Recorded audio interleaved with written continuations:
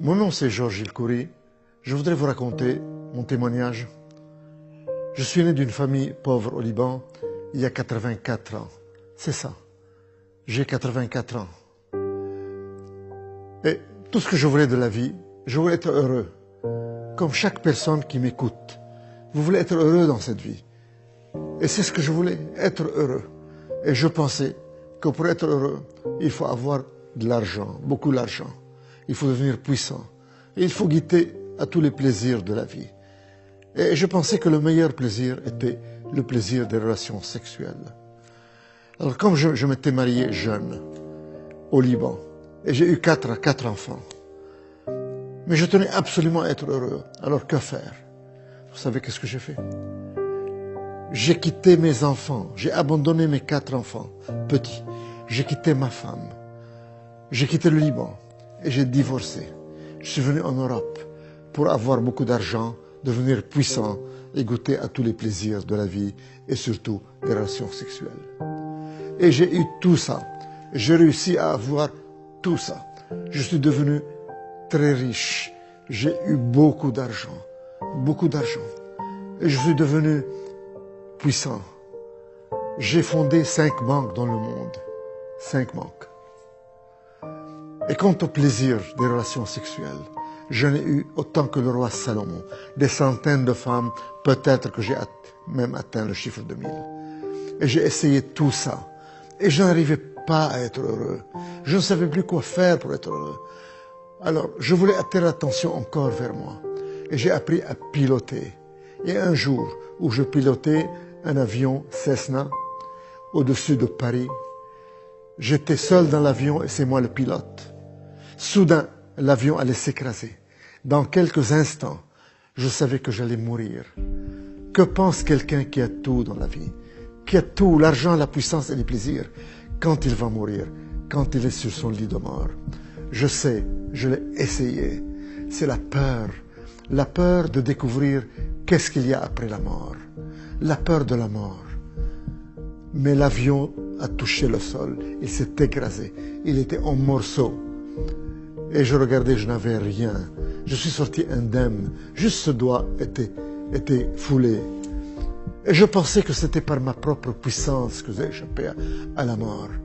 Mais maintenant je réalise qu'il y a quelqu'un qui m'aimait et qui s'appelle Jésus-Christ, Dieu, le Fils de Dieu, qui m'a sauvé d'une mort certaine, parce qu'il a un plan dans ma vie, comme il a un plan dans la vie de chacun de vous.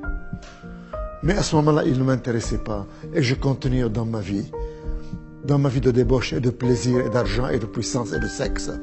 Mais je n'étais pas heureux, je n'arrivais pas à trouver le bonheur avec ces ingrédients.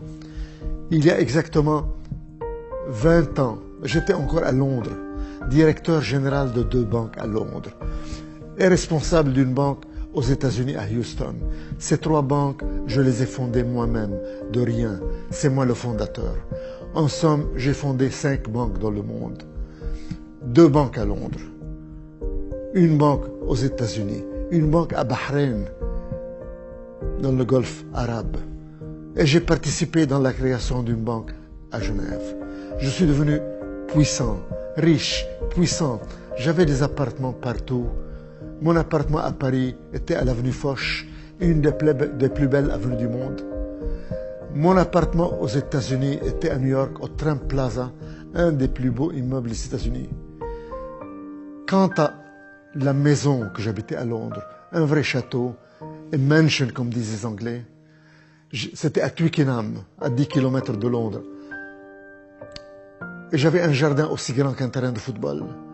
Le fleuve la Tamise bordait mon jardin. Donc dans mon jardin, je regardais les bateaux passer dans la Tamise. Et je pouvais ancrer un bateau au bord de mon jardin, comme on gare sa voiture dans un garage. Voilà le genre de luxe que je vivais. Pour aller chez ma copine américaine, je prenais l'avion Concorde de Londres à New York. J'allais souvent, et quand l'avion atterrissait à l'aéroport John Kennedy de New York, il y aurait un hélicoptère qui m'attendait. Je descendais de l'avion, je prenais l'hélicoptère, et l'hélicoptère m'amenait juste devant mon appartement au Trump Plaza à New York. Voilà le luxe dans lequel je vivais. Je vous donne encore un exemple de luxe. Le premier ministre du Royaume-Uni, il s'appelait John Major. Il m'invitait à un banquet annuel de banquiers, pour un dîner pour des banquiers. Et je me rappelle, je recevais l'invitation et je déclinais l'invitation du Premier ministre. Je n'étais pas intéressé par le Premier ministre. Je n'étais intéressé que pour moi-même, par mon plaisir, par mon argent, par mon luxe. Tout ça pour être heureux, mais je n'étais pas heureux. Je n'arrivais pas à trouver ce bonheur. Il y a beaucoup d'hommes d'affaires qui nous écoutent. Et je leur dis, ou des femmes d'affaires, vous savez de quoi je parle. Vous avez tout, l'argent, la puissance, les plaisirs, mais vous n'êtes pas heureux. Il y a un vide ici que vous n'arrivez pas à remplir avec la puissance et l'argent et le sexe. Et vous cherchez et vous ne trouvez pas. Moi, j'ai trouvé avec quoi je dois remplir ce vide. En somme, ce n'est pas quoi, ce n'est pas quelque chose, c'est quelqu'un. Et son nom est Jésus-Christ. C'est lui seul, quand il vient dans votre vie, il vient et vous comble ce vide et vous donne la joie et la paix et la satisfaction. Quant à moi, à ce moment-là, il ne m'intéressait pas et je cherchais toujours à être heureux par l'argent, par la puissance, par les relations sexuelles. Mais un jour, chers téléspectateurs, j'ai eu un gros problème. J'étais sujet à un chantage terrible. J'étais sujet à un chantage par une femme qui voulait me détruire, qui m'accusait de harassement sexuel et qui allait tout dévoiler.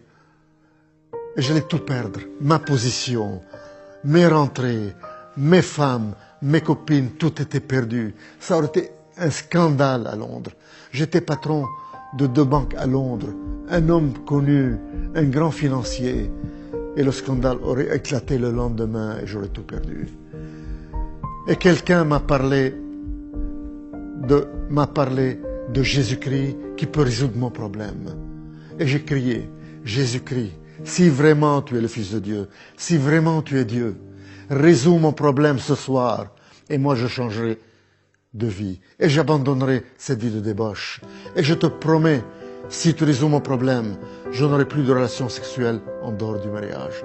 Chers téléspectateurs, à l'instant même, le problème a été résolu, le chantage a disparu et le problème est parti complètement.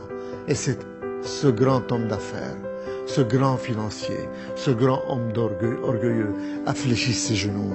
Et je suis tombé à genoux et j'ai crié, Jésus-Christ, qui es-tu? Tu es vraiment Dieu, tu es vraiment le Fils de Dieu. Tu as rempli ton engagement, tu as résolu mon problème. Et moi, à mon tour, je te promets, je change de vie. Plus de sexe en dehors du mariage. Et je veux te connaître, je veux te suivre. Et la personne qui m'a présenté Jésus, qui m'a parlé de lui, a mis sa main sur ma tête et m'a conduit dans la prière du salut. Je suis tombé à genoux, plein de misère, plein de problèmes, plein de lourdeur, plein de maux, le chantage, les péchés. Et je me suis relevé. Tous les problèmes ont disparu, toute l'angoisse a disparu, toute la lourdeur a disparu. Et j'ai senti une joie et un bonheur m'envahir. Et pour la première fois de ma vie, chers téléspectateurs, à l'âge de 65 ans, j'ai reçu ce bonheur que je cherchais durant 65 ans à travers l'argent, la puissance et les relations sexuelles et les plaisirs et que je n'ai pas obtenu. Je viens de l'obtenir gratuitement à l'instant où j'ai reçu Jésus-Christ de Nazareth. J'étais tout étonné, je n'étais plus le même homme. J'ai senti que mon cœur de pierre a été enlevé et remplacé par un cœur de chair, par un cœur de chair. Tout était différent. J'ai remarqué que le ciel était bleu. J'ai remarqué que le jardin était vert avec le gazon. J'étais différent. Mon cœur de pierre a été enlevé et remplacé par un cœur de chair. Alors je me suis tourné vers cette personne qui m'a parlé de Jésus et je lui dis, mais qu'est-ce qui m'arrive? Je ne suis plus la même personne. Qu'est-ce qui m'arrive? Et il me dit, Tu es né de nouveau. C'est ça la nouvelle naissance. C'est ça la relation avec Jésus-Christ. Tu as maintenant la vie éternelle puisque tu as accepté Jésus-Christ. Chers téléspectateurs, ma vie a changé à partir de ce moment-là. Et je suis devenu un homme différent. Je ne peux plus mentir. Je ne peux plus tricher. Je ne peux plus que faire du bien. Et j'ai voulu à ce moment-là me marier pour avoir une vie en règle, pour avoir des relations sexuelles dans le mariage. Et j'ai supplié le Seigneur pour qu'il me montre qui il veut que j'épouse. Et je voulais que j'épouse une de mes anciennes amies. Mais dans un moment de désespoir où j'ai crié, Seigneur, il me faut une femme, trouve-moi une femme. Je lui ai dit, je vais ouvrir maintenant la Bible. Et montre-moi dans ta parole, dans la Bible, qui tu vas me donner comme épouse. Et j'ouvre la Bible. Et je tombe sur Malachie 2,14. Et je commence à lire. Vous dites pourquoi? Parce que le Seigneur a été témoin entre toi et la femme de ta jeunesse que tu as trahi. Et le Seigneur a été témoin de votre mariage. Et il ajoute, ne trahissez pas la femme de votre jeunesse, car moi, le Seigneur, le Dieu d'Israël, je hais les divorces. Et j'entends au fond de mon cœur, retourne à la femme de ta jeunesse, la mère de tes 4 enfants, que tu as abandonnée et divorcée il y a 31 ans. Chers téléspectateurs, après 31 ans de divorce et de séparation avec la mère de mes 4 enfants, j'ai obéi Dieu et je suis retourné à ma femme, à la mère de mes 4 enfants, à la femme de ma jeunesse, et je l'ai épousée après 31 ans de séparation et de divorce. Voilà ce que le Seigneur a fait dans mon cœur et le travail qu'il a effectué dans mon cœur. Et il m'a rendu les années que le diable a volées. Mes 4 enfants m'ont pardonné. Ils sont tous à côté de moi et m'entourent eux-mêmes. J'ai 9 enfants, 9 petits-enfants qui m'aiment. Ils me font la surprise de m'apporter le café au lit. Le Seigneur m'a rendu les années que le diable a volées, comme il veut rendre à chacun de vous les années que le diable a volées. Chers téléspectateurs, ce que j'ai reçu de Jésus-Christ, vous pouvez l'avoir vous-même. Il vous suffit de lui demander. Dites-lui, ouvrez votre cœur et dites-lui, si c'est vrai que tu es puissant, si c'est vrai que tu es Dieu, si c'est vrai que tu es le Fils de Dieu, touche-moi, rends-moi les années que le diable a volées, change ma vie, subviens à mes besoins, montre-toi à moi, donne-moi ce bonheur que je cherche toute ma vie, que je ne trouve pas. Viens dans mon cœur, je te donne ma vie, sois mon Seigneur et mon Sauveur, je vais te servir. Donne-moi la vie éternelle, pardonne mes péchés. Mes frères et mes sœurs, si vous lui ouvrez votre cœur de cette façon et vous lui parlez ainsi, sachez qu'il vous a déjà touché et que votre vie ne sera jamais la même. Sachez que vous êtes né de nouveau, que votre passé a été pardonné et oublié et que vous commencez une nouvelle vie, un nouveau départ avec Jésus-Christ dans une vie de bonheur et de joie, et que vous allez hériter le royaume des cieux, et que vous êtes sauvés, et que vous n'allez plus mourir. Un jour, vous fermerez les yeux, mais vous ne mourrez plus, vous continuez à vivre. Immédiatement, vous passerez en présence de Jésus-Christ au ciel pour l'éternité. Gloire à toi, Seigneur. Seigneur, donne-leur ce que tu m'as donné. Seigneur, enlève le voile qui couvre leur visage. Montre-toi à eux et donne-leur le salut, Seigneur. Qu'ils te découvrent, Seigneur. Qu'ils te servent, Seigneur. Gloire à toi, Seigneur, Roi des rois et Seigneur des seigneurs. Je te donne la gloire d'avoir changé ma vie et de m'avoir rendu les années que le diable a volées, de m'avoir rendu tout ce que le diable m'a volé et de m'avoir donné cette joie et ce bonheur indescriptible. Tu m'as enlevé la peur de la mort, car je sais que je ne mourrai plus, mais que je vis déjà dans l'éternité avec toi, Roi des rois et Seigneur des seigneurs. Amen.